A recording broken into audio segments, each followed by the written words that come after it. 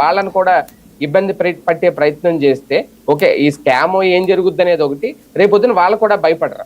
Already వాళ్ళని distilleries వాళ్ళని పిలిచేశారు, వాళ్ళ వాంగ్మూలాలు తీసేసుకున్నారు, అయిపోయింది. అందరినైనా వాళ్ళ దగ్గర తీసుకున్నారు, వాళ్ళలో ఒప్పుకోలేదని చెప్పి వాళ్ళ మీద కేసు పెట్టారు.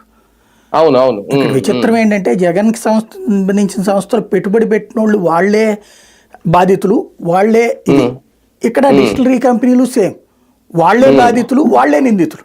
అంటే వాళ్ళు కూడా ఎస్పీవై ఆగ్రో ఎవరో మొన్న ఆయన అన్నారంట కదా, మమ్మల్ని చాలా ఇబ్బంది పెడుతున్నారు, అసలు ఎక్కడ ఇచ్చినట్టు లేవు, అన్ని ట్రాన్సాక్షన్స్ కరెక్ట్ గా ఉన్నా అయినా సరే బలవంతంగా రాయించుకుంటున్నారు వాగ్మూలాలను. చెప్పేది అదే కదా, ఆ కంపెనీలోళ్ళు ఇప్పుడు ఏమంటున్నారు, వాళ్ళ నుంచి బలవంతంగా డబ్బులు వసూలు చేశారు అన్నది కదా ఇక్కడ కేసు. అవును అవును. వాళ్ళ మళ్ళీ వాళ్ళ దగ్గర నుంచి డబ్బులు వసూలు చేస్తే వాళ్ళు నిందితులు ఎట్ట అవుతారు? అది విచిత్రం ఈ కేసుల్లో. అవును, వాళ్ళే నిందితులు, వాళ్ళే బాధితులు, వాళ్ళే సాక్షులు కూడా, మళ్ళీ వాళ్ళే సాక్షులు. అది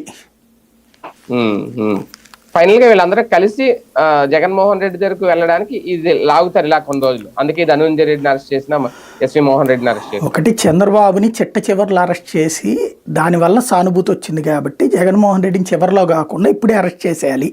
ఇది వాళ్ళ పత్రికలకు సంబంధించినటువంటి కోరిక, వాళ్ళకి సంబంధించిన సోషల్ మీడియా కోరిక, వాళ్ళకి సంబంధించిన కార్యకర్తల కోరిక. అది తీర్చే ప్రయత్నంలో ఉన్నారనమాట.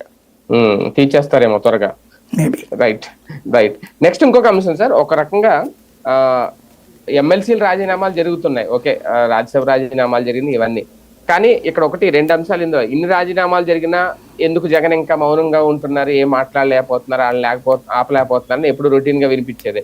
దానికి తోడు ఎందుకు మండలిలో సంఖ్య తగ్గిపోతుంది, ఎందుకు ఎమ్మెల్సీలు వాళ్ళ ఒక రకంగా ఎమ్మెల్సీ అంటే పిలిచిచ్చిన పదవులు అవన్నీ, ఎమ్మెల్యేలు